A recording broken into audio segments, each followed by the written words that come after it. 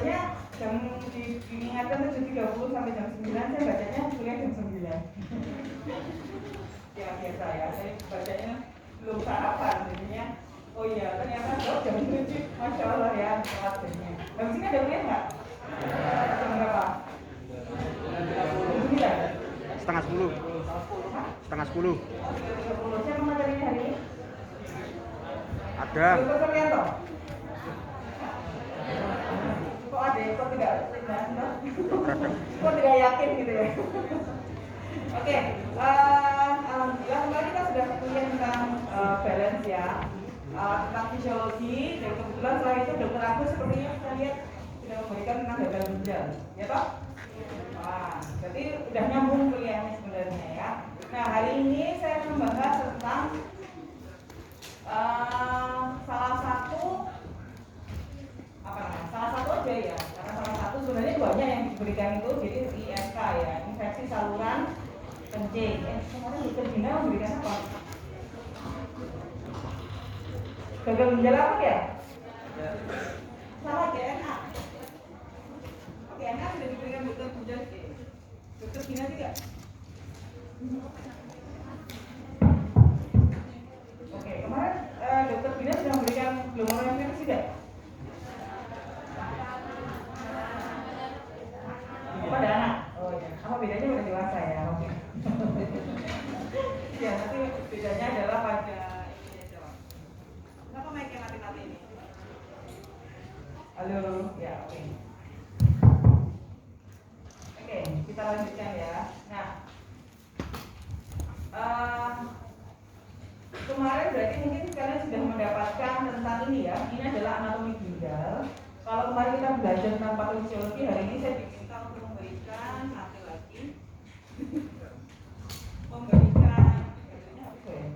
memberikan tentang glomerulonephritis yang salah satu bagian dari infeksi saluran kencing ya. Infeksi saluran kencing itu secara umum dibagi menjadi dua ya. ISK atas dan ISK bawah. Sudah tahu ya batasnya apa?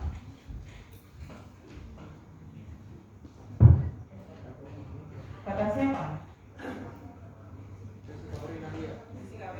Fisika urinaria masuk mana? Bawah atau atas? Masuk ke bawah, ya betul ya. Jadi kalau yang sudah di atas sama di bawah itu nanti akan berbeda. Nah, kenapa kita bedakan atas dan bawah? Karena gejalanya, simptom yang ditunjukkan ya. Besok kan kalian jadi dokter itu mencari menjadi seperti detektif toh. Oh bapak ini sakit apa, ibu ini sakit apa? Oh ISK ini mana ya? Gejalanya nanti akan dibedakan dari situ, dan terapinya pun akan dibedakan dari situ. Kalau saya kedengaran enggak? Enggak. Oh enggak ya. Tes? Ya. Halo. Oke, renal biopsi. Renal biopsi adalah maksud saya adalah ininya ya dek ya, anatominya ya. Terdiri dari glomerulus ya, kemudian ada tubulus dan interstitium. Kofemanya mungkin bisa minta baterai atau apa ini? Mati-mati terus. Kofema ya? Masih ada kofema nggak sih? Ketua kelas ya? Nasib jadi ketua kelas itu ditulis-tulis ya? Tapi masih terus ya? Atau ada mic yang lain nggak? Ini? Oh bisa. Oh ini aja.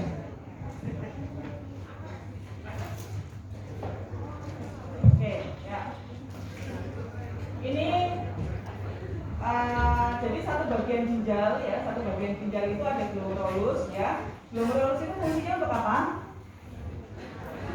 Menyaring, betul ya. Jadi nanti ada satu glomerulus yang dia fungsinya untuk menyaring. Begitu dia sudah ada penyaringan, maka dia akan masuk ke tubulus ya. Jadi hasil saringannya akan masuk ke tubulus, dan ada interstitium. Kalau interstitium adalah jaringan-jaringan yang berada di antara beberapa glomerulus ya. Kemudian ada juga selain tubulus dan ada glomerulus, kita juga punya vaskulatur apa? Ada arteri, ada vena. Jadi adalah satu bagian dari nefron ya. Nah ini satu bagian dari nefron, ini ada glomerulus, ada ada glomerulus, kemudian ada vaskulatur tadi ya, dan ada apa tadi? Interstitium ya, dan subulus. Nah, ini adalah glomerulus. Glomerulus adalah satu bagian ginjal yang fungsinya dia adalah untuk memfiltrasi. Ya, ada apa saja di sini? Ada membran basal ya, kemudian ada endotelium ya, kemudian ada podocyte ya. Podocyte ini adalah salah satu kekebalan tubuh yang ada di dalam ginjal ya. Kemudian di tengah-tengahnya sini ada matrik pesanel matrik ya, jaringan-jaringan ikat yang fungsinya adalah menopang dari glomerulusnya. Nah, ini nanti pembuluh darahnya masuk di sini. Nah, red blood cell ya. Nanti di sini akan darah ya akan mengalami penyaringan di glomerulus. Ada di PA kalau nggak salah. Ada PA-nya nggak hari ini? Blok ini. PA ada ya? Oh iya sudah. Saya serahkan pada patologi anatomi saja ya. Nah, oke. Kita akan masuk ke glomerular disease ya. Jadi karena hari ini saya bahas diberikan untuk glomerulonefritis ya. Glomerulonefritis berarti adalah radang itis ya. Itis itu adalah radang pada glomerulus ya. Itis itu bisa dua, baik itu dia bisa karena bakteri, bisa juga karena peradangan yang lain ya. Peradangan yang lain bisa karena apa? Misalnya autoimun gitu ya. Bisa juga. Jadi semua yang menyebabkan radang di glomerulus kita namakan etiologi dari glomerulonefritis. Nah, presentasi itu apa? Gejala penampakan. Tampilan ya gejala klinis dari glomerular disease itu bisa tiga ini. Ya, bisa tiga ini. Bisa muncul nephrotic syndrome, bisa muncul nephritic syndrome. Mirip ya. Kemarin dokter Dina udah bahas ini belum? Sudah ya. Nephrotic sama nephritic sudah. Nah, pegang itu kenapa? Karena sampai saat ini saya masih melihat ini adalah soal favorit yang keluar saat UKM PPD. Favorit karena hampir selalu keluar ya. Apakah ini nephrotic syndrome atau nephritic syndrome? Ya, gitu ya. Jadi sampai kakak kelas, jadi kadang-kadang saya harus mengulang lagi materi kuliah ini gitu, ke mahasiswa profesi. Ya, jadi kalau bisa ini dikuatkan ya ingat lah. Ya kalau sekarang ingat besok koas lupa apa ingat? Ini masih blok 16 ya? 16 kan betul ya? Masih blok 16, berarti masih ada berapa blok lagi nih ya? 7 blok. Kira-kira 7 blok lagi nanti kan ingat apa enggak? Aduh, capek ya. Oke. Memang sih, kalian saya jadi begitu mau masuk profesi itu kan terlalu banyak yang diingat dok. Kan nggak cuma ini toh ya, masih ada yang lain, ada endokrin, ada IKK, ada IKM, ada yang lain-lain gitu ya. Ya, nasibmu ya, jujurin semuanya. Oke, terus ya, kenapa ini kita bedakan ya? Karena memang gejala klinisnya nanti akan berbeda ya. Ada nephrotic syndrome. Nah, nephrotic syndrome itu adalah salah satu gejala dari penyakit glomerular disease yang nanti munculnya adalah lebih dominan karena ada protein loss dari glomerulus. Jadi glomerulusnya itu meradang sehingga protein itu seharusnya tidak loss di dalam ginjal. Ya ingat ya, albumin itu tidak boleh loss dalam ginjal. Protein albumin itu gede banget. Ya, sehingga kalau dia bisa loss dalam ginjal, maka itu adalah sesuatu yang patologis. Ya, nah, padahal kalian ingat kan kemarin albumin itu fungsinya untuk apa? Kuliah saya sebelumnya, ya, mempertahankan air, ya, mempertahankan air dengan cara mempertahankan tekanan onkotik plasma. Kalau albuminnya lepas gimana? Airnya ada yang nyetip nggak? Nah, jadi gimana? Klinis yang kedua adalah pasti akan ada edema. Edema itu apa? Jadi air yang seharusnya berada di intrafasa keluar ke luar ya, ke ekstravasa. Baik itu di interstitial, di ekstravasa, di mana? Di ekstrasel gitu ya. Nah, kemudian, kalau proteinnya loss, ada edema dan jelas total protein di dalam darahnya dia pasti akan namanya hipoproteinemia. protein ini ya. Nanti berarti kita cek darahnya, oh iya nih proteinnya loss nih. Nah, terus kemudian ada satu lagi yang jadi ciri khas adalah gangguan metabolisme dari lipid ya, sehingga akan muncul gejala hipolipidemia. Nah, sedangkan kalau nephrotic syndrome, nah nephrotic syndrome itu bisa proteinuri tapi dia minimal sekali ya. Jadi kalau di sini mungkin bisa sampai lebih dari 3,5 gram protein per hari, di sini tidak ya, tapi mungkin hanya ada proteinuri positif gitu ya. Terus kemudian yang khas di sini adalah so ingat ya, ada nggak ya soal itu? Nanti kita lihat ya. Jadi kalau di sini dominannya adalah proteinuri, kalau yang di sini adalah dominannya hematokrit. Jadi nanti kalau ada apa, besok ada kalau saya putih saya merah dengan segala klinisnya, jangan lari ke sini. Jadi ya, ini masuknya ke nephrotic syndrome. Ya. Oke. Dan kemudian yang terakhir bukan yang terakhir ya. Salah satu jenis bisa juga tidak muncul dengan ini ya. Adalah progresif renal. Progresif renal failure itu apa? Yang nanti jatuh ke arah yang dilain dokter Agus kemarin. Di sini dia masih jatuh ke GNA. Begitu nanti masuk ke sini, peningkatan kreatinin yang cepat. Nah, akhirnya terjadi. Ini mau nggak mau harus diberikan ya, karena di kuliah ya. Besok kalian kalau di mahasiswa profesi mungkin boleh tidak usah lihat ini lagi, tapi kalau di S1 kalian sudah tahu minimal sudah pernah mendengar ya. Pathogenesis dari glomerular disease itu kenapa sih kok glomerulus itu bisa meradang? Apa saja sebabnya ya? Salah satunya bisa juga karena imun mediated, dan ini sering sekali pasti kemarin dokter Dina sudah memaparkan, ya kan? DNA glomerulonephritis akut itu paling sering pada anak-anak itu karena ini masalahnya, imun mediated. Ya, jadi permasalahannya kadang-kadang kuman itu tidak langsung menyerang pada si glomerulus, tetapi dia sebenarnya menyerang organ yang lain, ya kan? Tetapi efeknya, ya, karena ada imun kompleks di sini, ada imun kompleks yang terjaring dibuat oleh badannya, gara-gara ada infeksi di tempat lain, maka dia akan muncul permasalahan. Jadi karena ada ikatan yang tidak lazim gitu ya, sehingga dia akan masuk ke dalam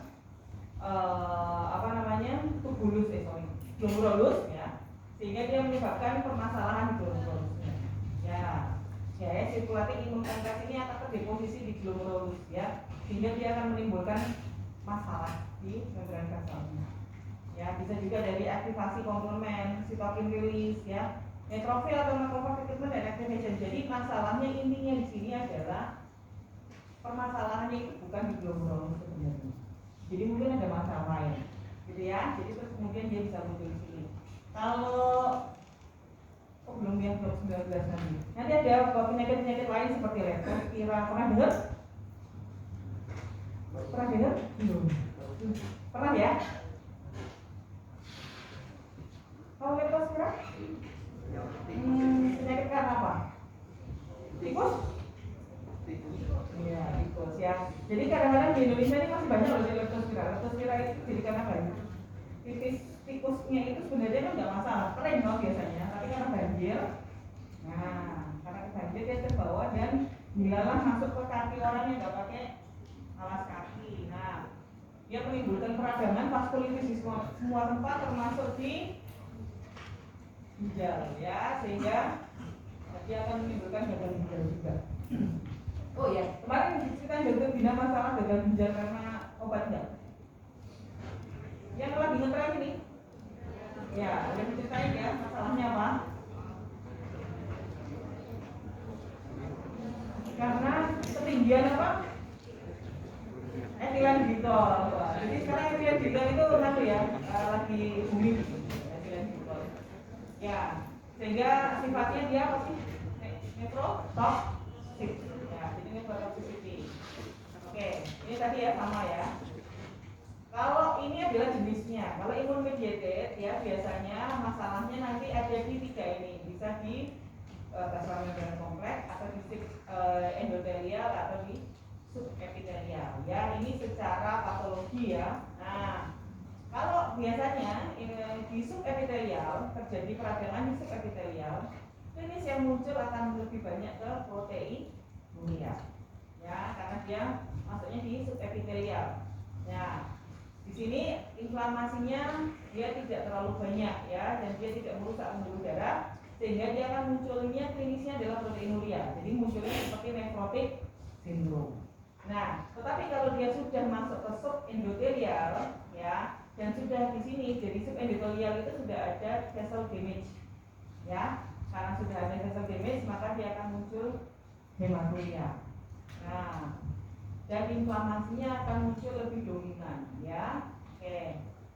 Oke. Kemudian kalau basal membrannya juga sudah kena, nah bisa muncul keduanya, karena bisa muncul vessel damage dan juga proteinnya juga sudah loss.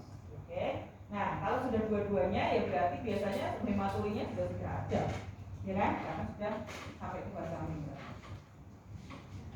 Oke. Kalau non imun mediated gimana? Ya misalnya inflammatory glomerulonephritis like picture, tetapi tidak ada imun deposit, ya, jadi tidak ada deposit sel imun, tapi kok rusak juga, ya, ini biasanya karena aktivasi komplement, ya.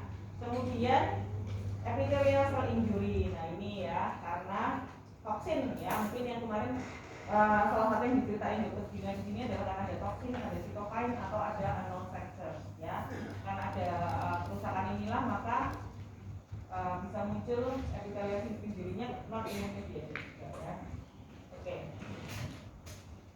Nah, klasifikasi dari glomerular disease nanti kalau kalian melihat mendengar banyak banget kok glomerular disease, ya. Jadi dari dulu, apalagi kalau anak, ya, kalau dewasa penyakit dalam itu kita hanya melihat udah GN, diabetes selesai, gitu ya. Tapi kalau di anak-anak itu nanti kemungkinan nanti akan ada biopsi, ya, akan biopsi. Maka kita bisa mengklasifikasikan dari penyakit glomerular ini. Ya, kalau bisa dilakukan biopsi sebenarnya nanti terapinya akan lebih spesifik. Nah, ini tergantung dari beberapa jenis glomerulus yang terkena. Misalnya vokal. Ya, kalau vokal, jadi pernah nggak vokal segmental glomerulonephritis? Nah, itu berarti dia hanya kerusakan glomerulusnya hanya vokal. Vokal itu hanya dari satu nefron gitu, hanya ada beberapa glomerulus yang kena, itu namanya vokal. Jadi ada di sana kena, sini kena, gitu ya, tapi tidak semuanya. Nah, kalau namanya diffuse, jadi biasanya semua glomerulus itu terkena. Ya, kalau vokal itu satu di sana, satu di sini, gitu ya. Kalau diffuse itu semua kena, ya. Kemudian how much of a single glomerulus, ya.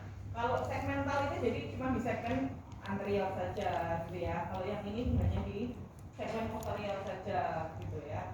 Nah, kalau cuma di satu segmen dia biasanya kita namakan segmental. Jadi hanya ada beberapa part dari glomerulus saja yang terkena. Jangan kalau global itu seluruh glomerulus itu terkena.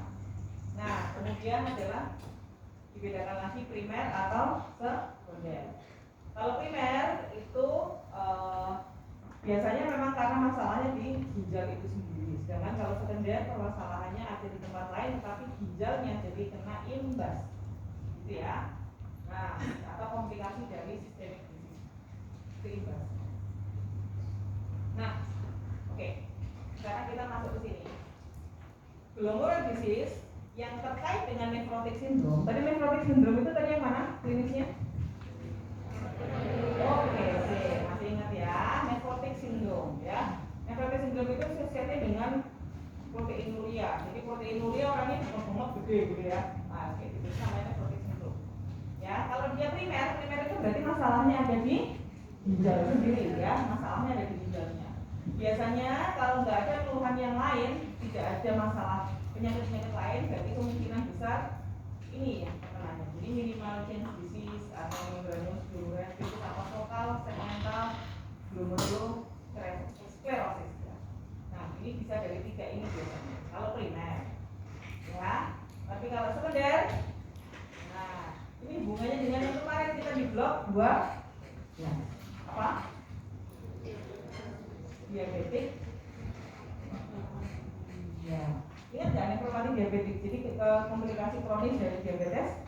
Ya ternyata diabetes itu kan masalahnya di vaskuler, ya ternyata ya.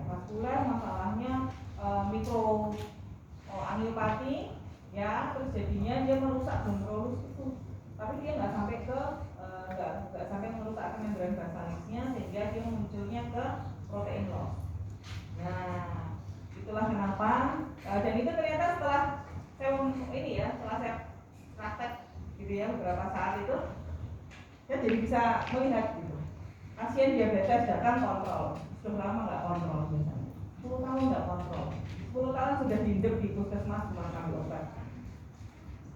Datang-datang, saya tanya gimana? Ya dia kontrol kok badan saya nggak enak, kakinya buka, iya. Mukanya tambah gemuk, iya. Udah, jelas itu nefropati diabetes. Ya toh? Kenapa? Karena itu dari sini. Nah, biasanya di situ kalau kita cek kreatinnya dia sudah naik dari 5 gitu ya. Oriumnya paling sudah 90. Ya, jadi khas kok. Jadi kalau pasien diabetes saya itu saya itu kan sekarang pegang unit hemodialisis. Wah, ini blok kalian kan? Blok kalian. Kemarin ada yang cerita, dokter Agus mestinya ya, ada cerita tentang hemodialisis ya. 80% penghuni hemodialisis kronis adalah pasien diabetes. Dan hampir semua pasien diabetes itu masuknya karena apakah dialisis karena apa? Apakah urin kreatinnya yang sangat tinggi? Nah, indikasi hemodialisis sekarang apa aja? Ceritanya mau dokter Agus tuh tak tahu ya dokter Agus. Kenapa orang itu harus cuci darah? Bisa karena sindrom Ponemikum, ya enggak? Sudah dibahas belum kemarin? Urinnya sangat tinggi, ya kalau sampai di atas 200 orangnya, di atas 200 apa yang terjadi pada orangnya? Urin kreatinin normal itu berapa? Itu belum tahu lagi.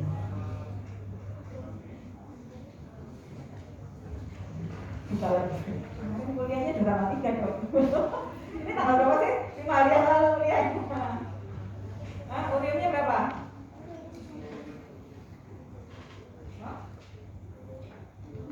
Urium itu antara 20, benar nggak? Tergantung labnya nanti Pak Suryato pakai yang mana gitu ya. Sebetulnya. Tapi kalau yang rata-rata lab itu pakai urium itu 20 sampai 50, ada yang 40 sampai 50. Kalau kreatinin antara 0,3 sampai 1,1. Ya. Jadi kalau uriumnya itu normal paling tinggi ya, lab itu 50. Jadi kalau urium 200 itu apa yang terjadi pada orangnya?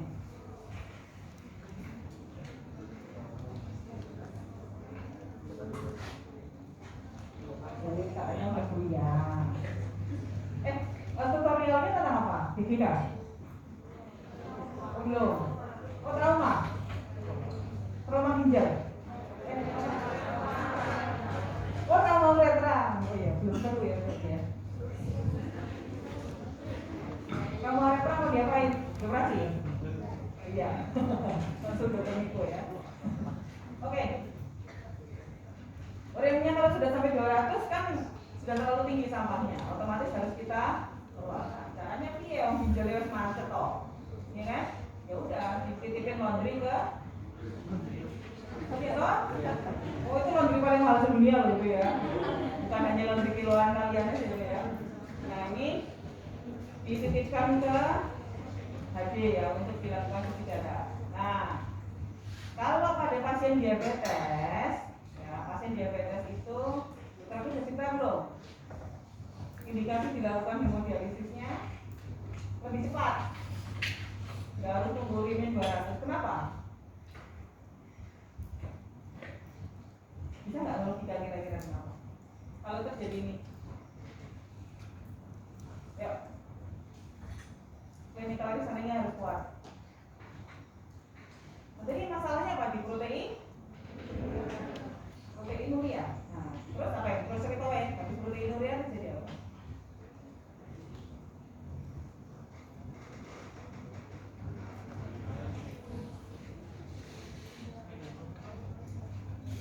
Proteinuria, tadi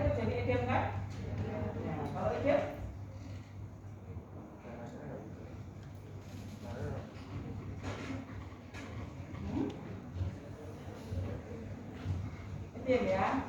Edem airnya itu enggak ada di pembuluh darah loh kalau edema tuh. Ya. Kalau airnya nggak ada di pembuluh darah, bisa nggak kita keluarin pakai obat? Mekanisme obat diuretik. Diuretik ada di sini nggak? Bloknya. Apa sudah dulu?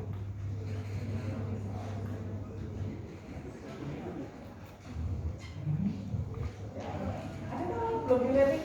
Ada obat diuretik itu ada apa?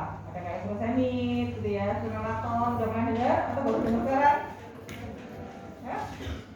Baru dengar sekarang? Hah? Oh, kalau kalian bloknya ada blok 23, 24 ini tak senang sisi-sisi.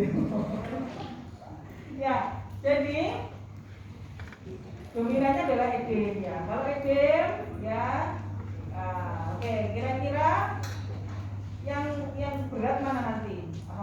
Ininya, dannya. Ya, kalau edemnya terjadi di paru-paru gimana? Ya, bisa terjadi di paru ya. Di paru, overload cairan, ginjalnya nggak bisa ngeluarin cairan. Pasiennya minum terus ya kira-kira? Kalian juga minum nggak tiap hari? Kalau nggak minum gimana? Tahu sih. Dehidrasi ya kan? Karena badannya juga responnya dehidrasi tetap. Terus airnya hilang kemana? Nggak bisa keluar dari ginjal juga. Oh, keluarkan keringat ya, masih ada keringat kok ya. Masih ada keringat ya toh? Masih ada apa lagi yang kita keluar tuh dari mana? Oh, nafas, yang keluar nafas kemarin itu. Bisa keluar dari situ, 1 liter. Bisa, nafas yang banyak ya, bisa keluar 1 liter. Ya. Terus keringat digosokin gitu ya, kalian sauna. Jadi kalau pasiennya CHF itu perlu sauna aja ya, biar bisa keluar aktivitasnya. Bisa kok? Bisa keluar kan kalian ke sauna bisa keluar 1 liter? Keren kalau bisa di sauna mana yang bisa keluar 1 liter ya. Nah, jadi permasalahannya lebih ke arah overload. Nah, kalau overload cairan kira-kira pasiennya itu walaupun volume masih 150, pasiennya nyaman nggak? Bungok-bungok sesak nafas sudah. Nah, sehingga pada pasien-pasien yang seperti itu pernah dilakukan hemodialisis karena ada overload cairan. Ya, atau overload cairan, nah, nefropati diabetik, proteinnya entek-entekan. Ya, itu. Oke ya, sambil bicara tentang PKB ya. Oke, nah sekarang nefritik ya. Tadi nefrotik toh. Ya, sekarang kalau nefritik apa? Kalau primer ya biasanya karena post infection dari glomerulonefritis ya. Ini jenisnya ya, membranopati, IgA nefropati. Ya, kemarin dokter Dina udah bilang bahwa IgA nefropati itu paling ngetren di anak-anak soalnya. Anak-anak itu dicek misalnya proliferatif glomerulonefritis ini adalah jenis dari PA-nya. Ya, nanti dikonfirmasi ke pas kuliah patologi anatomi dan presentif glomerulonefritis. Ini adalah jenis dari PA dari glomerulonefritisnya. Tetapi kalau secara klinis kita lihatnya adalah ini. Paham ya? Paham ya maksud saya? Jadi secara klinis pasien itu datang dengan pipisnya merah. Oke? Nah, tetapi nanti kalau dilihat dari biopsi ginjalnya belum tentu sama. Sama-sama pipis merah, tetapi bisa jadi secara kalau bisa dibiopsi jenisnya bisa berbagai macam ini. Paham ya? Nah, kemudian kalau sekunder itu berarti bukan masalah ginjalnya kan? Bisa jadi apa? HSP? Pernah dengar? Belum pernah dengar ya? Namanya Henoch-Swain purpura. Pernah dengar? Belum ya, oke. Ini mah udah pernah dengar dari saya ya. Jadi besok belum depan. Mungkin kalau ada yang pernah kedengaran ini adalah salah satu jenis dari autoimun. Ya, permasalahannya imunitas. Ya, autoimun imunitas yang menyerang badan kita sendiri, yang dia itu masuknya ke vaskulitis. Jadi dia menyerang pembuluh darah. Oke. Nah, kayak bentuknya kayak ITP, tahu ITP? Teh widor gitu ya, dari HSP gitu ya. ITP itu idiopatik trombositopenia purpura. Sekarang sudah diubah menjadi AITP, autoimun trombositopenia purpura. Jadi trombositnya itu turun. Kalau trombositnya turun, kira-kira apa yang terjadi di kulitnya pasiennya? Merah-merah. Ada yang pernah kena DB? Oh, hampir semua pernah kena DB ya? Enggak. Oh, enggak. Beruntung ya. Yang kena DB kemarin sempat ada bintik-bintik merah enggak di tangannya? Ada ya? Ada yang gede enggak? Enggak ada ya? Enggak ada. Nah itu normal. Bukan normal sih, maksudnya itu karena memang trombositnya rendah, jadi harusnya dia ke bintik-bintik, namanya purpura, titik-titik gitu ya. Tapi kalau apa namanya hemosphere itu kecil-kecil, ada juga beberapa bagian yang besar. Ya, ini juga dari bagian dari autoimun. Ya, kemudian vaskulitis sistemik apapun penyebabnya. SLE apa ini? Nah, kalau yang ini pasti dapat sering dengar ya. Apa? Lupus. Ya, sistemik lupus erythematosus. Kalian ada blok autoimun sendiri nggak ya? Atau blok imun? Tapi ini blok 17 itu ada imunitas nggak? Ada ya? Kayaknya bisa ada lagi loh. Nah, kemudian sistem sklerosis. Ya, ini dulu sistem sklerosis itu apa? Sistem sklerosis ini juga autoimun yang membuat jaringan-jaringan di dalam badan kita itu jadi penuh dengan jaringan ikat. Ini dulu saya waktu residen penyakit dalam ketemu beberapa kasus. Salah satunya saya angkat kasus. Jadi orangnya itu nanti lama-lama kalau tidak dihentikan proses sklerosisnya itu orangnya akan jadi kayak kayu. Jadi dia akan meringis gitu karena dia nggak bisa ini. Seluruh jaringannya itu berubah menjadi jaringan ikat. Jadi nanti dia akan meringis gitu. Sklerosis. Ya, jadi seluruh jaringan tubuhnya akan diganti dengan jaringan ikat. Nah, obatnya gimana ya? Dihentikan sistem imunnya. Imunnya harus direndahkan supaya dia nggak ganti-ganti sembarangan. Kamu tuh itu tuh bukan jaringan ikat mau kamu ganti sembarangan, kayak gitu. Sampai saat ini masih seperti itu, ya. Besok mungkin lama-lama akan terapinya kalau yang seperti ini akan kita reset ke depan. Kayak di reset ya. Jadi ini kan kayak salah setting loh. Ya, salah setting dari yang maha kuasa ya itu. Tapi ada masalahnya yang maha kuasa sudah memberikan yang benar. Nah, tapi kan ada sesuatu hal yang menjadi salah setting. Sama kayak kalian kena virus gitu ya. Komputer kalian kalau kena virus tuh file kalian tuh ada yang bisa hilang semua gitu kan. Nah, yang seharusnya kalian ngeklik A jadi keklik B. Nah, itu sama seperti itu. Ya, autoimun itu sama seperti itu. Ya, sehingga besok kemungkinan terapinya itu ke arah terapi stem cell gitu ya. Nah, ini adalah terapi besok pada saat kalian juga jadi dokter. Jadi ilmu tentang ini, wah ini ilmunya lagi ngetren banget. Ya, ilmunya lagi ngetren sekali karena ke depan itu masalahnya ini apa? Bisa modifikasi genetik, bukan modifikasi genetik, bukan modifikasi DNA loh ya. Itu modifikasi dari misalnya kanker. Kanker itu kan masalahnya mutasi genetik ya. Nah, kalian masukin tuh virusnya. Virus kamu tolong bawa rekombinan dari mutasi ini ya. Jadi si virus itu nanti kan akan masuk loh. Virus kan dia akan masuk, kemudian dia nanti akan masuk sampai di level DNA, menginfeksi di sana. Nah, nggak apa infeksinya tidak masalah karena infeksinya akan dibuat ringan. Tetapi yang penting data genetik itu bisa masuk ke dalam sana. Wah, keren kan? Kayak Iron Man ya. Tapi itu beneran. Insulin tahu? Produk insulin blok 12. Insulin kan ada yang diinjeksi loh sekarang. Kalian pikir itu dapat dari mana? Karena virus yang mereplikasi. Nah, jadi besok itu virus itu yang tadinya dia patogen mungkin akan kita buat jadi teman. Nah, saat ini jadi temannya itu akan kita terus jadi bikin virus corona. Ya, corona yang kemarin kita ini ya lagi, makanya kita pakai masker hari ini semua itu karena manusia katanya ya. Karena saking pintarnya manusia berteman dengan si virus itu ya. Jadi virus itu bisa dua mata pedang, bisa kita gunakan sebagai kebaikan, bisa juga kita buat sebagai biohazard. Jangan ya, tapi ini ilmunya besok arahnya arah sana. Nah, bahkan itu besok untuk terapi-terapi seperti ini bisa untuk terapi imun itu juga untuk terapi kanker di masa depan. Pasti itu terapi. Ya, siapa yang mau jadi peneliti? Silakan masuk ke buka luas. Ya. Oke. Ini yang penyebabnya ya, penyebab dari nephrotic syndrome, nephrotic ya, ini adalah nephrotic ya, bisa primer, bisa sekunder ya. Ini prevalensinya di dewasa, ini adalah pada anak-anak ya. Yang kalau primer ya, kita lihat ya, paling banyak pada dewasa itu di membranous GN ya, membranous glomerulus itu 40% ya. Nah, karena mungkin tidak semua pusat studi bisa melakukan biopsi, jadi kita lakukan epidemiologi saja ya. Kemudian yang paling anak-anak yang paling banyak untuk primer itu adalah lymphoid necrosis. Ya. Oke, terus kemudian kalau sistemik, nah systemic disease, kalau systemic disease itu malah anak-anak jarang ya. Nah, ini paling banyak adalah DM ya, dari necrotic itu.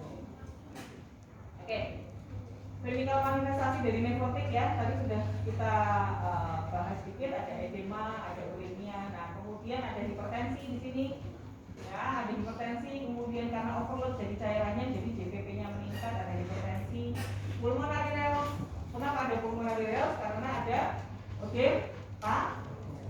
Ya, kemudian kalau dia masuk ke kafum perikardium, maka dia akan muncul pericardial friction cramp. Ya, kemudian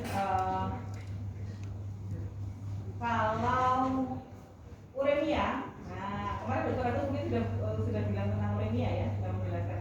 Uremia itu salah satunya dia bisa mengganggu dari gas. Sudah dijelaskan? Belum. Ya, oke. Jadi salah satunya kalau uremia itu di atas 200, maka bisa muncul perdarahan kecil di gasat. Nah, sehingga bisa muncul melena juga. Nah, dan sensasinya menurun dan astriktis, ini adalah uremia yang sudah sangat tinggi. Oke, variasinya ya, bisa perubahan urin, ada hematurinya juga bisa kecil ya. Hematuri itu juga bisa muncul, tapi nggak mungkin gross hematuri ya, dan muncul nephrotic syndrome ya, seperti ini. Nephrotic syndrome itu terdiri dari, tadi kan kalau sindrom itu kumpulan gejala ya. Jadi nephrotic syndrome itu terdiri dari edem, proteinuria, hipoproteinemia, dan hiperkolesterolemia ya. Ini harus dihafalkan. Ini namanya gejala dari nephrotic syndrome. Kalau semuanya ada, ini sudah masuk di nephrotic syndrome.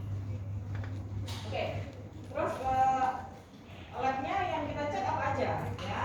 Gampang kan? Kalau sudah ngerti, oh patologinya ini ya, sudah ya, kita cek harus urinalisis ya. Terus kimia yang kita cek apa?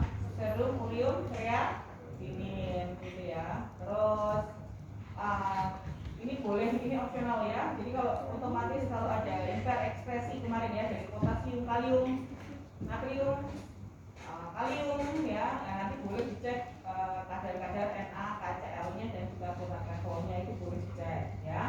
Nah, kenapa ini harus dicek? Karena kalau terlalu tinggi atau terlalu rendah ya, dia bisa meninggal bukan karena glomerulonephritisnya atau infeksinya, tetapi munculnya meninggalnya karena ini ya. Impaired vitamin B3 production, nah ya kemarin ya. Kemudian low serum albumin level. Oke, jelas. Terus kalau imagingnya apa dong yang bisa dicek? Nah, imagingnya kita bisa mencari di USG ginjal. Nah, buku ada yang lain ya, untuk melihat apakah renal size-nya membesar atau menurun ya. Nah, mengecil ya. Kalau mengecil artinya apa? Kok ginjal sama ginjal itu bisa mengecil nggak? Bisa. Bisa nggak? Ginjal itu udah kecil loh. Bisa kecil lagi nggak? Bisa. Bisa nggak? Oh, bisa. Kalau gagal ginjalnya dokter ada kemarin gagal ginjal kronis, ginjalnya kecil apa besar? Bikinnya dong. Kecil apa besar? Namanya gagal kok. Oh, kalau gagal jantung besar apa kecil? Soalnya gagal jantung itu malah besar. Kalau gagal ginjal itu berarti ginjal itu kan isinya mesin cuci kemarin kan? Nah, mesin cuci kalau dia fail maka dia akan tershutdown, ya enggak? Nah, kalau tershutdown apa dia? Akan diganti dengan jaringan ikat. Kalau diganti dengan jaringan ikat maka dia akan mempererat. Iya, ya, jadi dia akan sudah kecil ya. Small kidney often indicate irreversible process ya. Sehingga kalau ginjal ini sudah mengecil, artinya apa? Ngomong apa sama pasiennya?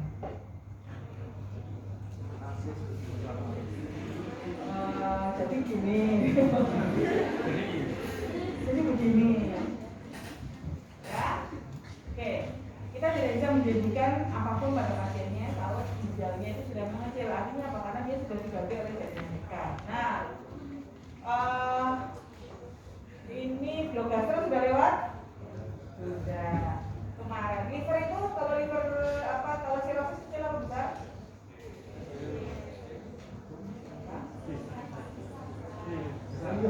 Besar, kecil. Sirosis itu apa? Jangan dilupakan loh pelajarannya kemarin. Kita tidak akan terulang lagi loh blognya. Ya, besok harus di-refresh semua nantinya ya. Nah, kalau di liver itu juga dia akan terganti oleh jaringan ikat yang kita namakan sirosis itu ya. Sirosis itu nanti ada type A, B, C. Jadi ingat kembali ya dulu ya. A, B, C semakin kecil berarti sirosisnya dia semakin tinggi. Kalau sirosisnya semakin tinggi maka jaringan ikat yang ada di dalam liver itu juga semakin banyak. Kalau semakin banyak berarti livernya akan semakin gagal, ya toh, trombositnya rendah, protrombinnya rendah, ya. Gitu. Ini juga sama. Kalau di USP ternyata dia sudah kecil, ada kemungkinan kalian harus memotivasi pasien itu untuk RRT. Apa itu RRT? Kemarin. Kalau tiga kuliahnya. Aku lihat ambil soalnya ya. Apa RRT itu apa? Renal replacement therapy. Renal replacement therapy ada berapa? Ada salah satunya dengan hemodialisis ya. Ada peritoneal dialisis. Salah satu lagi apa? Hah? Transplantasi betul ya. Jadi kalau misalnya di sini kita sudah melihat small kidney, ya siap-siap pasiennya kalau memang dia masih muda dan sebagainya pasti akan saya motivasi untuk segera cari tuh. Ya, oke. Treatment, ya treatmentnya, ya kita terapi ya, terapi itu sesuai dengan gejalanya. Dan kalau misalnya autoimun, jelas sudah terdeteksi di autoimun, berarti kita harus memberikan obat untuk sistem imunnya. Nah, kemudian tadi kita ada gejalanya ya, ada proteinuri, kemudian ada hipertensi, maka kita punya target-target untuk melakukan terapi pada pasien-pasien GM ya. Proteinuria, kalau ini adalah target tekanan darah. Kalau pasiennya itu mengalami proteinuria lebih dari 100 gram per hari, ya, berarti kan jelek ya, jelek. Berarti tensinya dia nggak boleh tidak boleh lebih dari 125/70. Kenapa? Karena semakin tinggi tensinya maka kemungkinan loss proteinnya akan menjadi semakin tinggi, ya kan? Dipush. Nah, berarti tensinya harus dibikin serendah mungkin. Jadi begitu. Jadi darah yang melewati ginjal itu biar kini-kini, nggak kini-kini. Alon-alon gitu loh. Nanti kalau digesek nanti dia keluar gitu. Paham?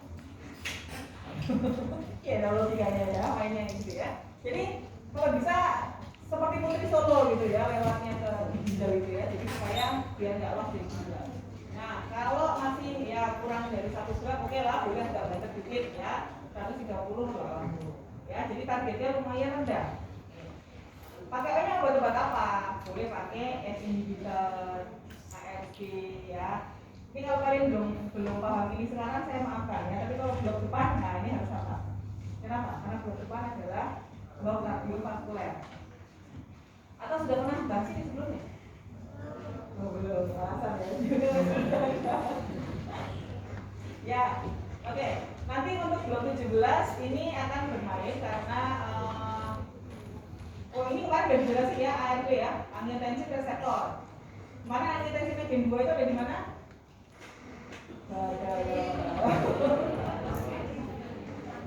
Ya, angiotensin, belum angiotensin gen 1, angiotensin gen 2. Nah, Angiotensinogen sama angiotensinogen 1 itu tidak akan berfungsi apa-apa kalau dia belum berubah menjadi angiotensin 2, ya kan? Jadi ayo kita blok. Ya, ayo kita blok. Kemudian ini kalau gitu jangan berubah jadi angiotensin 2. Dibuat jadi angiotensin converting enzim. Oh, kan? Kalau kalian tahu patofisiologinya, kalian tahu obatnya. Ini main di mana? Ini main di mana? Tahu, ya kan? Apa? Jadi penyakit dalam itu gampang apa kita? Susah tetap ya. Ya, oke. Kemudian boleh juga kombinasi. Kalau misalnya pakai ini kok nggak bisa ya, ya. Diuretik, ya. Diuretik itu mainnya di mana? Volume, ya kan? Di volume darah, ya. Sehingga dia bisa menurunkan tekanan darah juga. Beta blocker, CCB, ya. Kemudian alpha 2 agonis kayak clonidin, perdipin gitu ya. Nah, kemudian alpha 1 antagonis itu oke ya. Nanti dijelaskan di blog depan saja ya. Minoxidil nitrat. Nah, ini adalah untuk ya yang bermain di pembuluh darah kalian. Oke. Statement ini sudah dibahas dokter fungsinya kemarin ya. Renal osteodystrophy boleh di manage dengan memberikan suplemen vitamin B ya dan fosfatidil. Oke. Kemudian kalau pasiennya ini sudah mengalami anemia, ya sudah mengalami anemia, dicari dulu penyebab lainnya, jangan-jangan ada perdarahan ya. Kalau ada perdarahan, diterapi dulu perdarahannya. Ya, kalau memang sebelumnya nggak ada perdarahan, kemudian melena tidak ada, ya kekurangan zat besinya juga tidak. Jadi harus kalau sudah tidak ada penyebab lain, baru diberikan eritropoietin. Ya, oke. Ya, discuss option untuk RRT seperti hemodialisis PT, renal transplantation, ya. Straight hyperlipidemia kalau ada. Oke. Nah, dan juga expose pasien untuk early rehabilitasi dan dialisis dan transplantasi. Ya. Transplantasi ginjal itu besok di zaman kalian itu akan sering sekali. Maksudnya sering itu bukan artian banyak penyakitnya tidak. Dulu pada saat masih zaman saya kuliah sekalian ini transplant itu menjadi sesuatu hal yang sangat wah gitu ya, sangat wah. Tetapi ternyata sekarang perkembangannya itu apalagi karena dananya sudah disokong oleh pihak ketiga sekarang ya. Jadi BPJS itu menanggung 100 juta toh. Ya, tetapi karena ada LSM yang bisa menanggung sampai 300 juta, total 400 juta. Jadi gratis loh, Dek. Transplant ginjal itu gratis loh. Jangan dipikir tidak gratis ya. Gratis. Tapi yang susah adalah menemukan donor. Ya, tapi kalau sudah masuk ke dalam terapinya sudah gratis. Cuma masalahnya kan nemu donornya yang agak susah. Tapi begitu dapat donornya, salah. Ya, saya kemarin sering ceritanya di blog ini juga. Saya pada saat kalian ini lah, saat kalian ini kan lagi lucu-lucunya gitu ya, pada senang bakso kan? Pada sana bakso kan? Ada bakso gitu. Nah, kebetulan pada saat bakso itu teman saya tuh dulu pas zaman kali, teman saya itu ketawa tensinya tinggi, tensinya 170, 180. Gak percaya dia, kita cek lagi lah, oh udah nggak apa-apa, kamu tiduran dulu gitu kan, tidur dulu.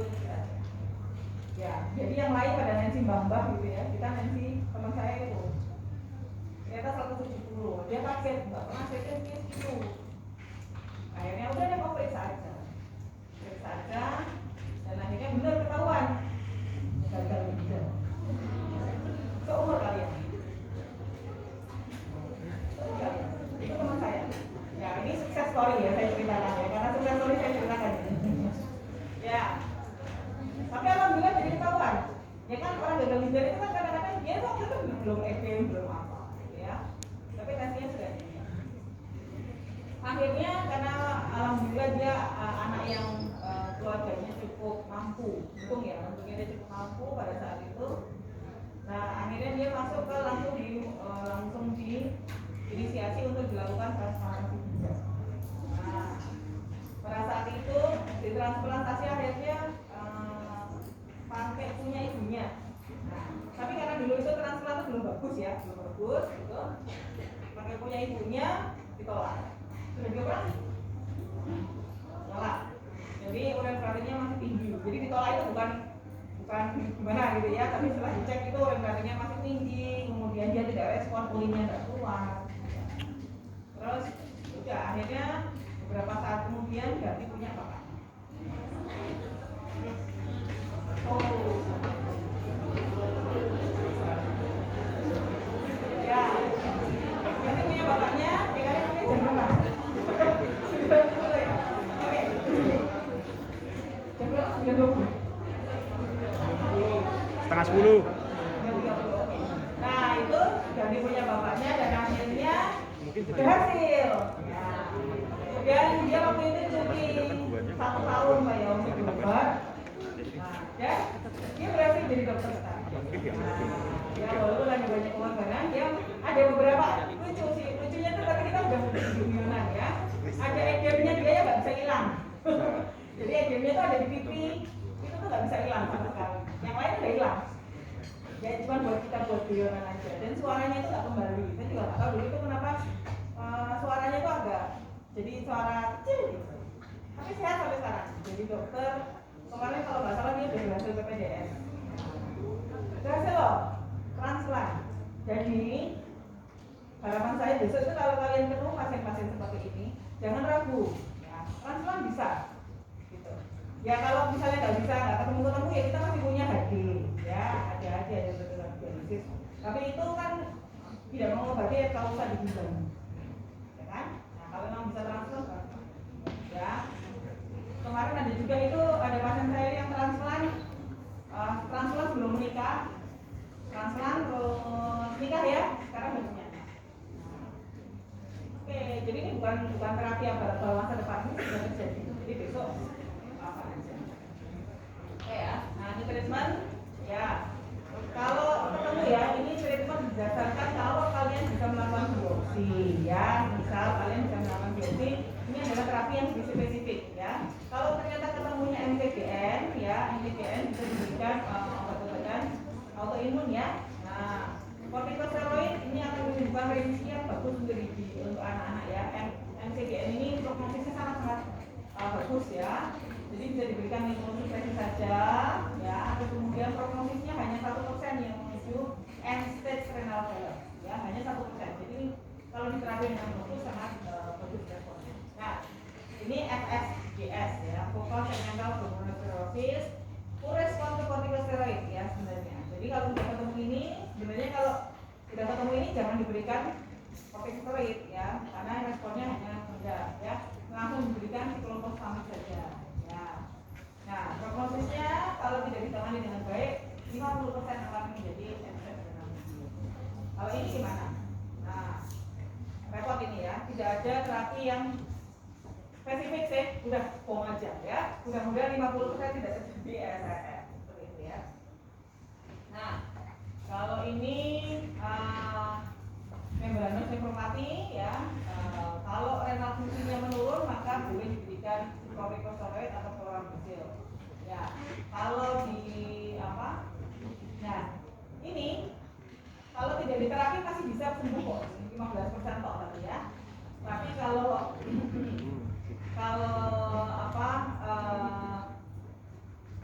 terjadi SRM itu hanya 9% dan 15 tahun kemudian baru terjadi 41% ya. Jadi dalam jangka panjang kalau tidak diobati akan terjadi SRM